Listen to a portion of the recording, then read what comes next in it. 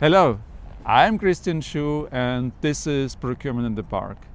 Today we will talk about H5 Supplier Fitness Program, and this is why we have my friend Harald here. So you deploy H5 if you as a buyer have really high demand power and the suppliers enjoy above average supply power. So yes, you will have helped your suppliers to bring down cost by continuous cost down demands, but at some point in time this is over and you need to do more. So you need to go into the value add of your supplier, and how we do this, Harald will explain to us. So Harald, maybe tell us a little bit what SFP, what Supplier Fitness Program is, what you normally do and what can be the results from SFP. Yeah. You brought it right to the point. Supplier fitness is something unusually you would typically not do with all your suppliers, you would do it with selected suppliers.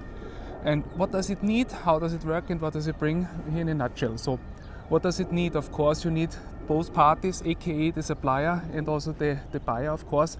You need to get them mutually aligned, that they are willing to start this journey in getting things done. And things done means really, can we look at the process, how you're manufacturing something? Can we look also at the materials, of course, you're using to manufacture something? What is the energy consumption and so on, you name it. Tons of things you can typically address in a factory. What you typically need is, of course, the experts. So the dyed-in-the-wool experts that really make a difference, that can talk with the supplier high on the same site, that you really can get the difference in what you have typically on the process of improvement. Then of course you would start then in the factory, so the typical Gemba walks you would have. So go to the ground, look at all the people you have there, the operators, look at the machines you have there, and really exactly understand how is it done. And then just by imagination also and thinking, what is best practice? So from level here to the higher level, what can we improve? Is it typically the OEE, so the operating equipment efficiency, or is it also that you have the labor efficiency with all these lean methods? So there are really good things on the market also we can apply here, and so on. So really everything you have in a factory within your four walls, but also then looking maybe on the supply chain deeper down. You don't have to necessarily stop at your four walls. Looking in the process, how are things made, how are they done? And then the program management tasks, of course, getting after the alignment on what needs to be changed, make a proper implementation plan, and then roll it out. Mm-hmm. Can you give us some of the examples of the most powerful supplier fitness programs you conducted? So what was the outcome for the supplier and for the client? As a typical outcome, based on an example also out of China, so where you typically have the process is not so well established. So there it's then important going into the factories, understanding, for instance, 10,000 people, what are they doing all day long? So I need to understand, okay, what is the product? And from the raw materials to the end product, what are the steps we have to accomplish there? And then it's, of course, understanding also the machines in between, how do they work? So very often you would go into a Chinese factory and then what's running are the people and the machine is maybe stopping and then idling around. So that you have to change this effect also. And then it's not unusual that you get then improvement potentials, for instance, so 20 to 30% on the labor cost you need, and then also on the machine efficiency. Also, it's a cost, and of course on energy, utilities, and so on. Mm-hmm. So 20 to 30% of cost savings in the value add, right? Exactly, yes. Yeah. Now a lot of our viewers may ask themselves, so I mean, how can we be in a position of telling a supplier how to improve their production? Because I mean, the supplier is the expert for doing this, and we are procurement people, so we look across everything, and now we can never be as deep an expert as the supplier is in manufacturing. Yeah. So what would you respond to that? I mean, my first response is already, maybe that's our benefit already. In the end, it's naturally grown. You would have anyway your functions in your manufacturing site. You would always have some lean experts.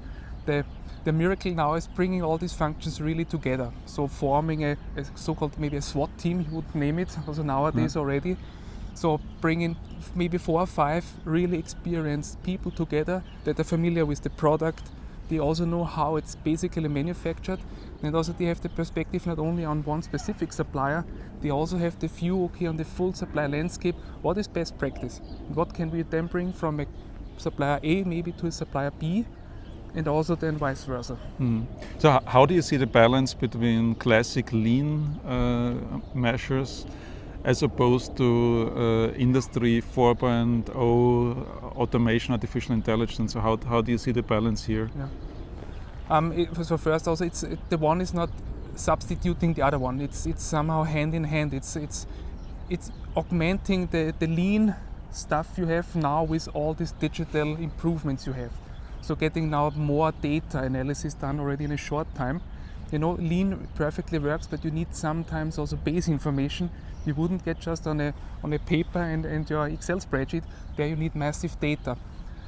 This Industry 4.0 and then Internet of Things, you name it, a lot of new and common things, they are supporting you. It doesn't give you the solution in the end. It's more supporting you on the journey from here's my problem, this is my end state, and in between I need to know about more the behavior of a system. You need to know how to influence it better, and then also of course getting the right measures, and that's more the things that help you, gives you better tools, gives you some more depth and insights in the process. So that's what you have to help. Yeah. And how long does this take? So if you have experienced people who go into on the supplier side, so how long would it typically take to identify the size of the price or the value of the improvement potential? And how long would it take to actually realize this potential? So what's the typical time frame here? The typical answer would be depends. Yeah. But on average, I would say, so first the assessment you would have then maybe is depending of course on how complex is your product, how complex is the process, it would take maybe between 2 weeks and 4 weeks. Okay. So there you would have then really a solid overview and opinion also what needs to be changed, what is good, what is bad, what can we change. And from then on it takes easy things, so the quick wins you would harvest immediately, that could take them maybe 2-3 months. The longer things, if you need some more automation, or is it also you want to have a new digital system, so the implementation then maybe takes up to 1 year. But then that's it, so you wouldn't take then 5 years, that would be just too long also. And the benefits generated at the supplier, they can be carried over, right? They don't apply just to our scope of the factory?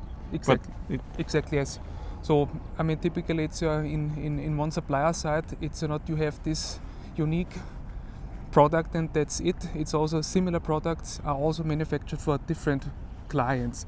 So the supplier, of course, has the massive benefit of sharing this new knowledge and this intelligence across all the products he has and all the projects. So that's the huge benefit also for them. And of course, Chinese walls, so nothing will leak out. If there are any concerns also, this typically what procurement then also needs to discuss with the party on the other end of the table. It's everything is confidential, everything is treated also as it is your own core knowledge, but everything that can be applied and used in that matter, then why not? Okay. Do you have any final recommendation for our viewers, so how to make supplier fitness program happen in the organizations? In the organizations, typically, it's of course, it needs top management attention. It's nothing that you would start then from the bottom up. The first point of contact is of course more top down, that maybe on the CEO level or is it in CPO level, of course, also very important that you would get engaged both parties, so CEO to CEO, or is it then sales office with CPO, so getting there the good link, getting the basic, the primary parameters also done, so also maybe a benefit sharing that needs to be discussed up front, of course. Also the depth of engagement and where would we start, is it maybe piloting or not, so sorting out these basic things that no surprises at the end you would have then. That would be the worst scenario. Okay. So Harald, I guess you're happy to answer questions from our viewers, course, right? Yes. So I will leave Harald's contact details down below, and as usual, Harald and I will get back to you within 24 hours. If you would like to watch another one of my videos, you know where to click. Thanks for watching. Bye.